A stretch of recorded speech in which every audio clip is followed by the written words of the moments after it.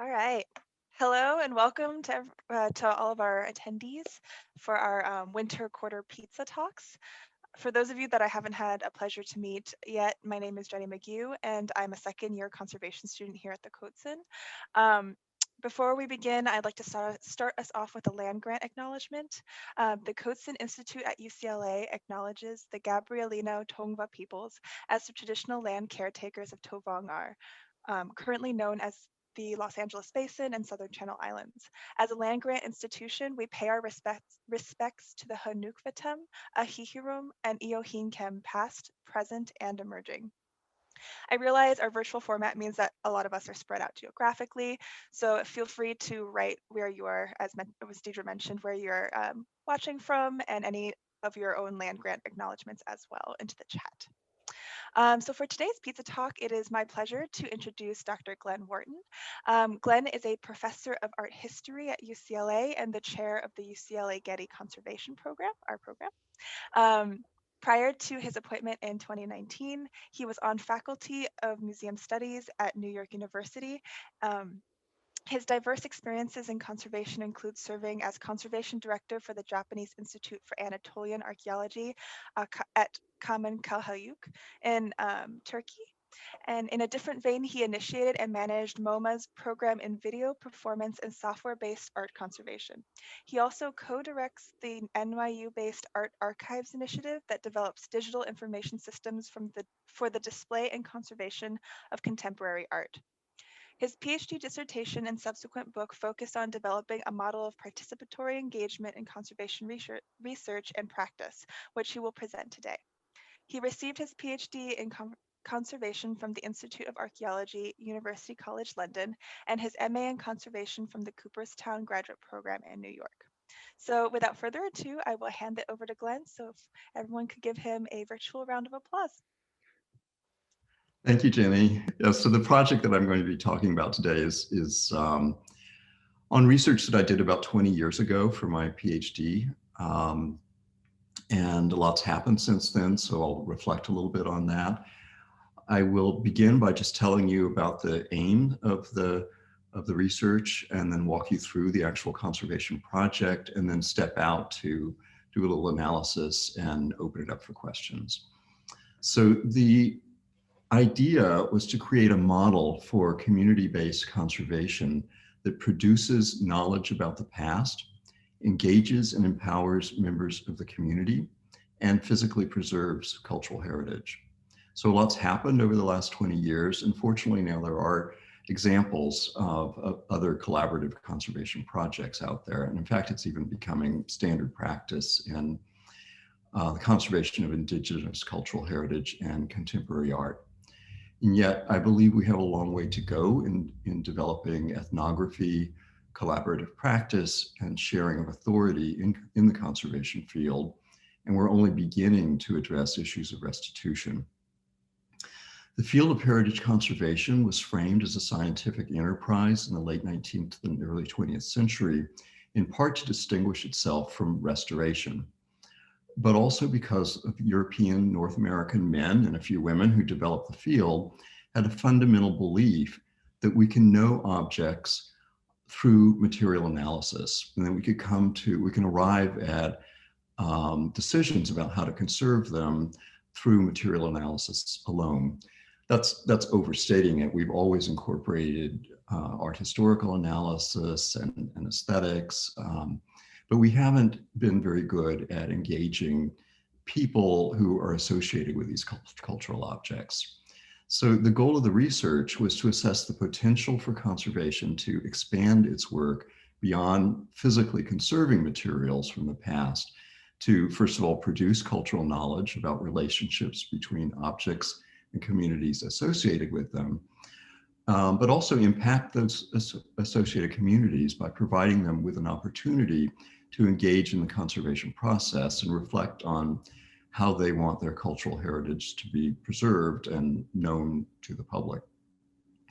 So an important aspect of the model is that these relationships between objects and associated publics are actually revealed through interviews, discussions, hands-on work, and this new information feeds back into conservation decision-making. So it forms a sort of loop in which the outcomes of the research influences practice as it moves along. So that's a little intro. The sculpture, as you see on the right, which is also the cover of my book, is of King Kamehameha I, who united the Hawaiian Islands in the 18th century and developed a European-style monarchy, and he became Hawaii's first king. It was installed in 1883, and by the time I first saw it 117 years later, it was in pretty bad condition because of the moist subtropical climate and high ultraviolet radiation, and even chlorides that are blown in from trade winds from the nearby sea. And it was covered with layers of now faded and peeling house paint.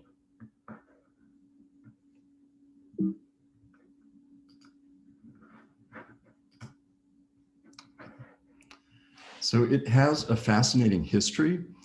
It was commissioned by the Hawaiian legislature to help develop a Hawaiian nationalism in the face of American businessmen who were trying to take over the government. They contracted a neoclassical sculptor from Boston who lived in Florence, and it was cast in 1880 at the Barbadian Foundry in Paris. On its way to Hawaii, a storm came up off the coast of Argentina, a fire broke out on the ship, and it sunk to the bottom of the sea. Fortunately, it was insured, so the Hawaiian government commissioned a second cast, which arrived in Honolulu in 1883. Meanwhile, fishermen pulled it out of the ocean, and a British ship captain found it leaning against an antique shop in Port Stanley. He purchased it and brought it to Honolulu and sold it for a profit to the Hawaiian government. So in 1883, they had two sculptures. They decided to put the second one, which was in better condition, in front of the Justice Building in Honolulu, and the first one near his birthplace in the region of Kohala on the Big Island of Hawaii. I was actually part of a team in 1994 that re-gilt the second cast in Honolulu. And in 1996, I was asked to conduct a condition assessment of the original cast. And my brief from administrators in Honolulu was to figure out how to remove the thick layer of paint and to gold leaf it like the one in Honolulu. No one knew for sure whether it had been gold leafed originally or not, but that's what they asked me to do.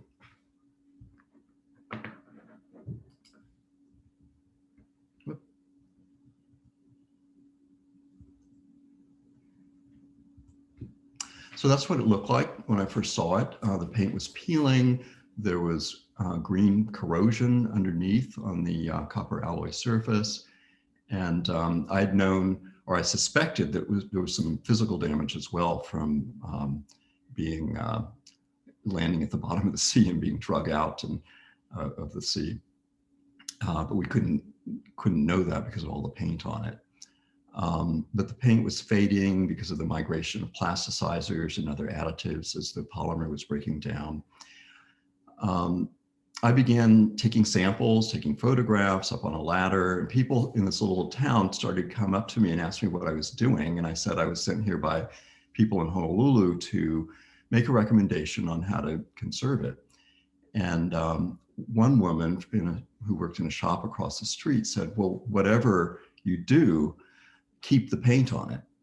And I said, why? And she said, well, we paint him because we can relate to him as a human being. I thought, well, that's really interesting. I said, does everyone feel this way? And she said, yes, everyone. So I thought, I'm in a really unusual situation here, having been sent by administrators in Honolulu to figure out how to strip the paint off and gold leaf it. And people in the town are saying, whatever you do, don't take the paint off. So this posed a question for me of authenticity. Do we honor, if it had been gold leaf, do we honor the original intention of the artist, or do we honor this living cultural tradition that had been built up of repainting it on a regular basis? And I wasn't sure which way to, where to land on that question. For the first time ever in my proposal, I suggested that the community be involved in deciding how to conserve the sculpture. I'd never thought of doing this before, but it just seemed like the right thing to do. Unfortunately, the administrators in Honolulu didn't agree with me, and they said absolutely not. It would stir up Native Hawaiian nationalism. They would never be able to come to an agreement. And besides, they don't understand art history. They don't understand that we have to honor the artist's original intention. And I had a problem with that, but I wasn't in charge. So basically, I just thought that the project was not going to happen. I'll tell you a little bit more. It really is the center of cultural life in this town. Every year on Kamehameha Day, which is a state holiday, they honor him with gifts and parade. People stop and give him gifts. Leis come in from all over the island, from different community groups, and the Hawaiian Studies students at the local high school drape these lei over him at sunrise that morning on Kamehameha Day. So I began to learn more about the sculpture, and honestly, I just couldn't get this question out of my head about this question of authenticity and appropriate practice in a situation like this. So I will now tell you a little bit more about what I did to prepare for this. I kept thinking about this question and what's wrong with conservation practice that we don't engage community. And I decided that I really wanted to explore this in the form of a PhD. So that would allow me to learn the tools of ethnography, of interviewing, of community engagement, in order to perform a community-based project, even if I wasn't going to. I entered the PhD program at the Institute of Archaeology at University College London. And during my first year there, a woman from the Smithsonian approached me who was in charge of a national funding project to fund 2 conservation projects in every state in the Union that would be for outdoor sculpture and in some way impact communities. And she said, I know you've done a lot of work in Hawaii, and no one from Hawaii has applied for these grants. Do you know of a sculpture in Hawaii that would benefit from some kind of community engagement in its conservation? I said, well, actually I do. And I told her the whole story and that I was actually pursuing a PhD researching this. And she said, oh my God, we've got to fund this. So she communicated, first of all, with the state agency. And as soon as they learned that there was potential grant money, they changed their mind and allowed the project to happen. And then that gave me the green light to contact the Hawaii Alliance for Arts Education, which was a nonprofit that I had been working with, to act as a fiscal receiver for the grant. And I started working with the director of the Hawaii Alliance for Arts Education to pursue other grant funding. And we got grants from everyone requested money from, including, well, the Smithsonian, but the National Endowment for the Arts, the Ford Foundation, the National Park Service, the Getty Foundation, the Atherton Foundation, and the Hawaii Foundation, which provided funds for us to create a PBS documentary on the project. So then to administrate the project, we partnered with 3 local community groups to be our partners and to provide us with contacts in the community. And we mapped out an almost 3-year project to engage community in deciding how to conserve the sculpture. Oops. This is Kealoha Sugiyama. He's a community member who in 1996, just a few months after I had seen the sculpture, volunteered to repaint it. And I learned of this later, and I was still continuing to do sculpture conservation work in Hawaii. So the next time I was there, I heard the story, I contacted him and said, I'd really love to talk to you and hear about your story about repainting the sculpture, but I also want to tell you my story about this project that I want to do. And he said, well, let's meet in front of the sculpture and I will know if you're the right person to do this work.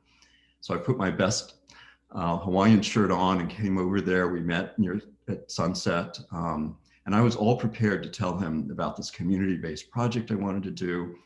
And he stopped me because he wanted to tell me his story. And here's what he said, and I quote, "I stood in front of Kamehameha and I was dialoguing with the statue that I was going to paint it. And lo and behold, I was across the street at the Bond Library. This happened 5 times in a row. I looked in this one book and showed it to Kamehameha. And I said, is this what you want me to know? And I wasn't sent back to the library. So I knew that if I was going to paint the statue, Kamehameha wanted me to paint him the right color. I took the picture to a group of kupuna at the Pu'ukohala Heiau, and I shared my story, and they agreed that it would be pono to paint the kihei red. So the kihei is the sash, the feathered sash that Kamehameha wore, and these garments, the original feathered garments, are at the Bishop Museum in Hawaii, and those are the images that Kealoha was looking at. So this story really threw me. I realized that people in this community have deep relationships with Kamehameha. I mean, here was Kealoha communicating with him and getting directive from Kamehameha. And I knew that if I was going to do a project like this, I would need to learn a lot about this community and figure out how to work with them. So I spent a lot of time in Honolulu talking to anthropologists, Hawaiian activists, community-based artists, about how I, as an outsider, could effectively manage a community-based project like this in rural Hawaii. And they gave me a lot of good advice. First of all, they said, slow down. Second, really listen. And the third thing they said, which I didn't know how to effect at first anyway, was that to do a project in rural Hawaii and to really get community support, you need to have the kupuna, the seniors, behind you. And they won't trust you at first. They won't come to community meetings because they all worked in plantations and they were never given the opportunity to voice their own opinions. The only way you can get the kupuna to support a project like this is through children. So you've got to involve children in activities that they can get excited about. They will come home and talk to their families about the project. And little by little, you may or may not get kupuna to get involved. So that was inspiration for the model to come, but I'll also tell you a little bit about the research I began to do. I triangulated data from different methodologies. I performed art historical research on the artist and the sculpture. I performed archival research at the State Archives in Honolulu, but also at the University of Hawaii in Manoa. I read through all of the newspapers at the time, trying to figure out if it was gold or not gold and what the ceremonies were there and what the sculpture meant to people at that time, just to try to map out the meaning, but also the symbolism embedded in the sculpture. And of course, whether it was gold leafed or painted originally. I also began to perform ethnographic analysis as I began visiting the community. I interviewed 60 different people about their relationships with the sculpture, whether they thought it should be gold leafed or painted. And I also began to perform participant observation as we got the project going. So I was at meetings, I was meeting with people. So I would, like an anthropologist, take notes at the end of the day and started to build up this sort of thick understanding of the sculpture and his life in the community today or back then.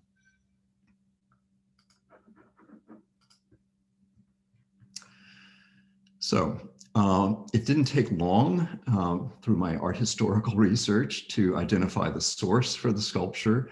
It's the Augustus Caesar of Prima Porta that had been discovered, unearthed in the mid-19th century, not too long before the sculpture was created. I read letters between the artist and the Hawaiian legislature that commissioned the sculpture.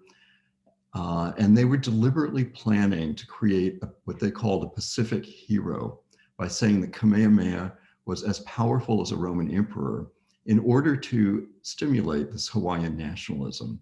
So it was a very deliberate effort. But I also learned that the sculpture was a cultural hybrid from the very beginning by combining Hawaiian and European elements. I looked at early photographs of it. I couldn't tell how long it had been painted, or if it had been gold leaf from just looking at the photographs. I did hire a Hawaiian studies student at the University of Honolulu, of Hawaii in Honolulu, to translate all of the, or a number of Hawaiian articles about the sculpture from 1883, because I was reading the English ones, but I wanted to get the Hawaiian language ones as well. And we did find one article that referenced this sculpture as being all brown. It said, unlike the Honolulu sculpture, which is gold leaf, the one in Kohala is all brown. So I didn't know what that meant. This is an early 20th century photograph. It's black and white, but you can see that it actually was painted early in the 20th century with different colors. And then I started to perform material analysis with taking corrosion samples and samples of the metal to identify, what its current condition. And we did identify trihydroxychloride. So I confirmed that actually Bronze disease was erupting on the surface. Energy dispersive X-ray fluorescence spectroscopy, cross-section analysis. So you can see a cross-section here on the right. That's a cross-section of the paint layers. And I counted up to 25 different paint layers and sometimes different colors of paint in the same area. Finally, I started looking at some of my little samples of paint and noticed a reflective surface on the bottom. So through energy dispersive X-ray fluorescence spectroscopy, we identified gold. So we discovered gold at the bottom of the paint chips, and we knew that it had originally been gold leafed. So my hypothesis is that after the shipwreck, the chlorides in the sea caused aggressive corrosion on the surface of the bronze. Actually, we learned it was a brass, not a bronze sculpture, and caused the paint to start, the gold leaf to start chipping off. And they probably just didn't have the money or the expertise to gold leaf it back in 1883, and they just painted it all brown. That's my guess. I announced this to a group of senior citizens in the courthouse building right in back of the sculpture, and jaws dropped because no one in the community ever thought that their sculpture had been gold leafed. And I had opened up a little window by removing some of the paint, and we found little traces of gold leaf on the surface. So everyone in the community started talking about this, and articles were written in the newspaper, and I started to get interviewed on the radio and public access television. So after the discovery of gold, the project momentum really took off. I continued my research. One of the things I wanted to do was map the meanings that the sculpture had accrued over years from being this original, sort of Pacific effort to stimulate nationalism by creating a Pacific hero. And I learned, for instance, that it has political meaning. It's been adopted by the state. It's on the state seal, as you see on the right. In 1967, when Hawaii became a state, they were allowed to give 2 sculptures to the federal statuary collection in the Capitol building in Washington. So they took a mold and then made a cast off the one in Honolulu. So the sculpture on the left is the one in the Capitol building in Washington, DC. So it has political use. It does well as a commodity. Everywhere you go in Hawaii, you can buy knockoffs of the sculpture, but here you see it in front of a Aloha shirt store, and it even appears on Aloha shirts. So it's really everywhere. And it has other meanings as well. It's a spiritual object for some. As soon as I started talking to some people about the sculpture, they would immediately start talking about mana, that it's spiritual investment through the active gifts and other good work that people do. So it means a lot of things to a lot of people, and I started to map that all out. But meanwhile, we started the project. One of the things we did, and we'd gotten all these grants to perform various kind of art-related projects in the communities to start getting people interested in this question of gold leaf versus paint. One of the things we did was hire a hula ki'i instructor. Hula ki'i is a form of hula that's acted out with puppets to write a script about the conservation project. So this is a workshop on the left where kids are making these puppets out of coconut shell, out of, coconuts. And that's a performance of the hula ki'i on the right. And the script is told by two birds sitting on top of the sculpture. One of them's asking, who is this that we're sitting on? Oh, that's Kamehameha, don't you know? Why is he in such bad condition? Oh, well, his paint's peeling off and we need to bring in a conservator to figure out how to conserve him. But should it be painted or should it be cool? And this is all done through these puppets and Hawaiian chanting and singing. And so this was performed in various locations throughout the community. Another project that we did was we got funding for every arts class in the community to create artworks related to the sculpture. This is a high school class that created a tile mural for the hospital with Kamehameha under the sea from the shipwreck. And this one I love. It's another art teacher had students recreate known works of art, inserting Kamehameha in the work of art. So we have a Japanese woodblock print, we have a Salvador Dali, we have a Warhol, and I love this one, The Death of Socrates on the bottom right. So we were having fun with it and kids were getting involved. And also I went to every art class in the district, always with a Native Hawaiian to tell them about the project. So I would talk sort of on a material level and the Native Hawaiian would tell their stories and usually break into Hawaiian chant as well. And so we were talking about it, kids were talking about it, seniors still weren't coming to meetings. Towards the end of this period of getting everybody talking about it, on Kamehameha Day, at the end of the parade on Kamehameha Day, everyone goes to the high school gym and there's always, different community groups make presentations and have booths. So we had our booth there with flyers. One of the things on our booth you see here on the left, the Girl Scouts collected all of the newspaper articles that were being written about the project, mainly on the island of Hawaii, but also in Honolulu, about the project and whether the sculpture should be painted or gold leafed. And finally, the very last event we held was the local high school debate team decided to have it as their debate topic of the year, whether the sculpture should be painted or gold leafed. And so they presented their arguments. It was held in the evening. And I looked around and a number of the most important kupuna, the elders in the community, were there at that meeting. So then somebody told me, it's a success, the kupuna are here. So I felt very good about that.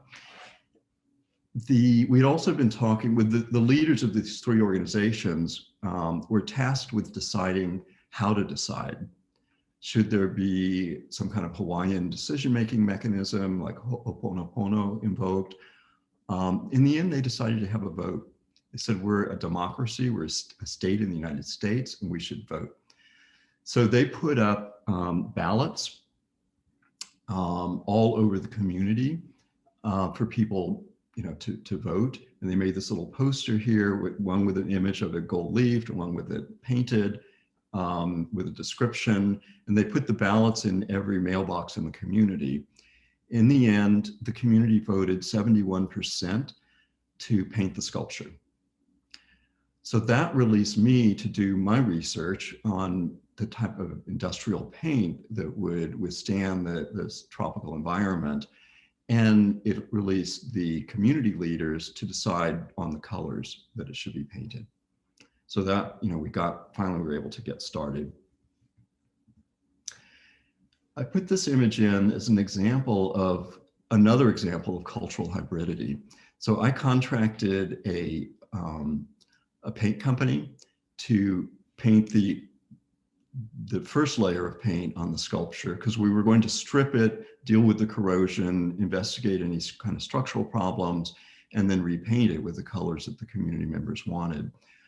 So the paint company's owner's wife asked if her grandfather, who's a Catholic priest in Honolulu, could bless the project.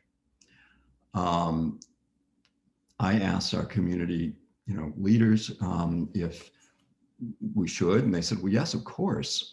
So this is the blessing of the priest. And it just so happened that the Native Hawaiian organization in the town was having a meeting in the courthouse back of the sculpture when we were doing this blessing. They saw what was going on, so they all came out of the courthouse. So these are the Native Hawaiian people in the organization, and project members, and the priest, and the most important kupuna in the community, Marie Solomon, is standing there in her muumuu in the center. And we had decided before that we would do a Hawaiian blessing, asking Kamehameha permission to perform this treatment. And Raylene Lancaster, who you see on the far right, was going to bless the project and ask for Kamehameha's permission with a chant, but she was going to do it in private.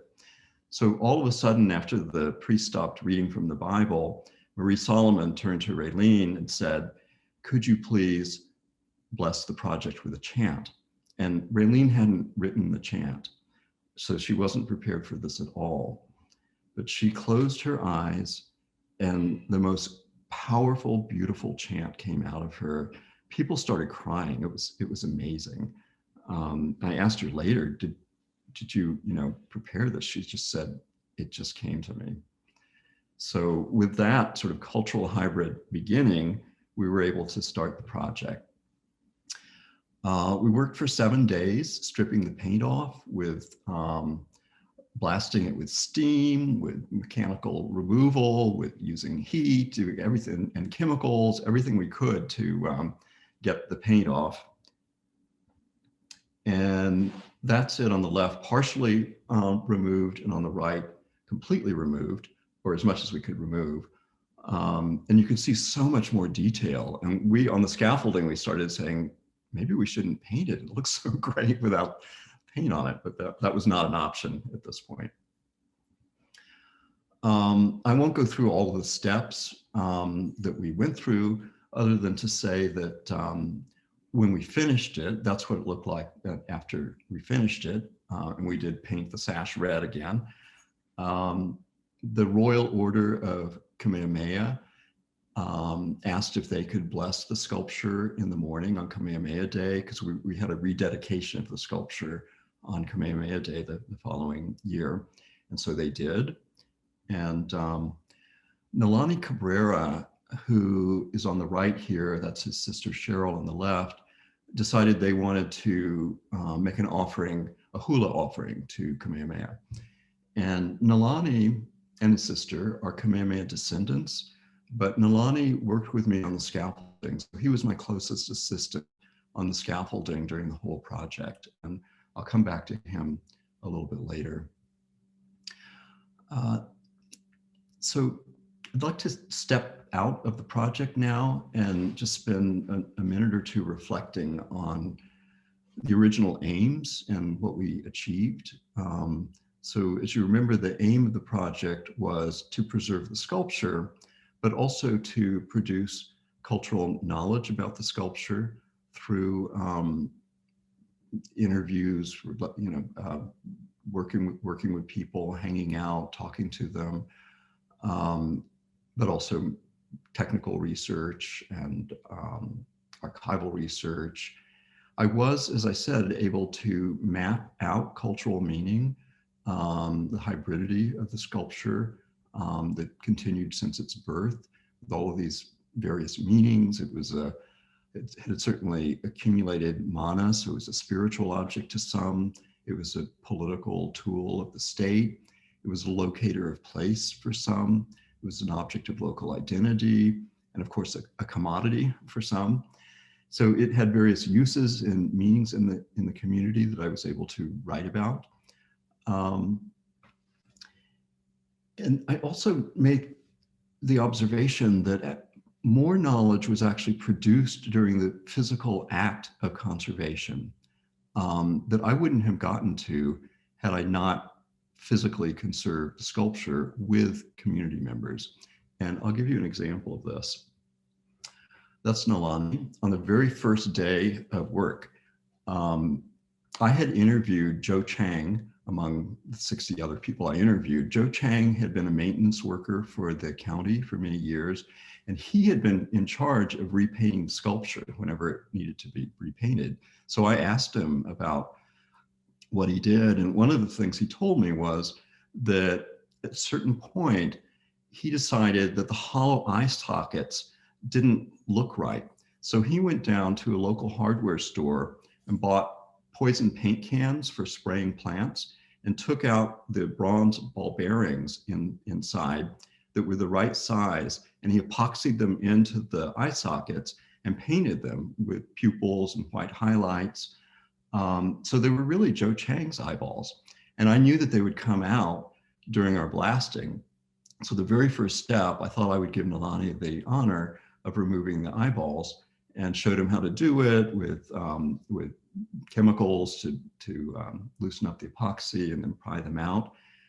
So he did that. And at the end of the day, our community leaders had a meeting at the foot of the sculpture. And I said, well, we've started the project, but one of the things you will all need to decide is whether we should put the eyeballs back in after the project. Marie Solomon, who you remember was the most important kupuna in the community, who's now on our committee. And she said, what? I said, well, we took the eyeballs out because they were going to come out anyway. And she just looked at me. And by the way, we were filming because of the PBS documentary. So we had the microphone hanging above us. We were sitting on a picnic table on the lawn. And she said, you know, we've trusted you. We accepted you in our community. We've told you our stories. And now you say you've taken the eyeballs out of Kamehameha. I don't know what this means for our community. Back in the old days, we used to bury our ancestors in caves, and we would make ki'i, little figures, and put shells in the eyes, and that would allow our ancestors to watch over us. And for me, Kamehameha is watching over us in the sculpture, and you took his eyes out. I kind of don't want to be part of this project anymore. I'm just thinking, oh my God, I've worked so hard for 2 years or 3 years at this point to engage with the community and to, go to all their meetings. And the very first thing I do is something so culturally transgressive that maybe I should just stop.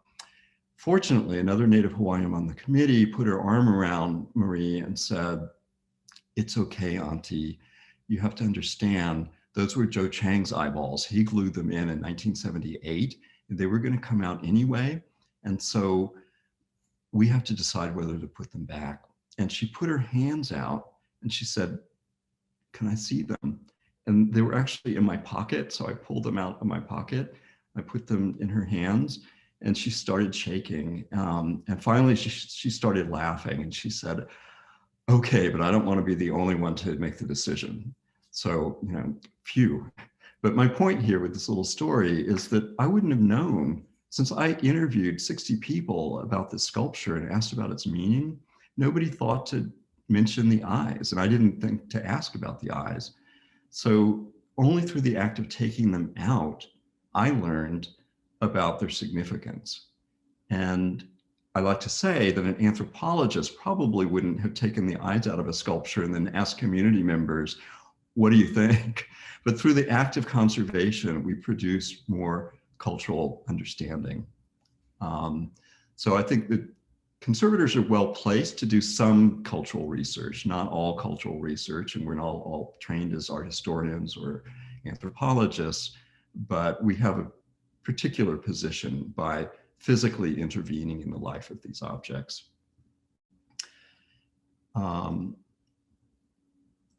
This is the meeting that we had at the end of the project with me putting the eyeballs in, taking them out, and the group at the foot of the sculpture discussing whether the eyeballs should be in or out. That's Marie Solomon again.